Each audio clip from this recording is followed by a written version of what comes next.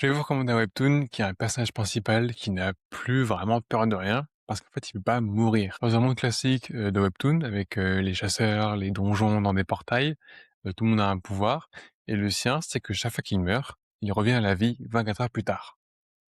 Tout le long du webtoon qui est Solo Résurrection. Et du coup, il développe un style de combat qui est complètement débile, le bourrin badass. Je me jette dans le tas, je prends tous les coups et au pire si je meurs, c'est pas grave, je revis plus tard. Comme personne sait, pour son pouvoir, tout le monde le prend pour un fou.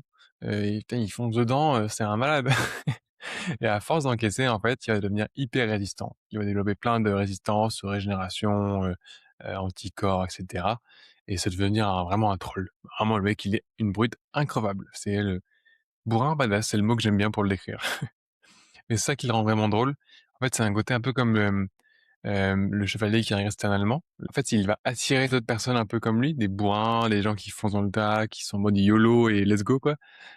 Du coup, sa guilde entière s'appelle Badass. Ils sont 3-4 personnes max. Ils foncent dans le tas comme des bourrins et c'est hyper drôle. Donc, un exemple, c'est qu'à un moment donné, il est coincé dans un labyrinthe. Il n'arrive pas à le faire. Il dit, vas-y, nique, je pète les murs et je passe à travers des murs, quoi. C'est vraiment ce style de bourrinage. Euh, et quand il a un adversaire trop fort, il se laisse frapper. Il frappera plus tard. C'est pas grave. Il reviendra plus tard. De toute façon, il meurt pas. Donc, c'est vraiment des bourrins. Et c'est hyper drôle à lire, hyper plaisant. Donc il manque un peu un enjeu quand même de fin. Il y a un ennemi qui commence à se dessiner, mais qui est un peu lent à apparaître et l'évolution, il y a pas beaucoup de tension, mais vu que c'est très cool à lire, on aime bien les persos comme ça, moi en tout cas j'aime bien, ça compense largement. C'est carrément subjectif, mais dans Materialist, moi c'est un coup de cœur parce que j'aime bien. C'est vraiment juste c'est mes goûts, c'est vraiment subjectif parce que les personnages que j'aime bien, Bourrin Badass j'aime bien. C'est vraiment un peu bête.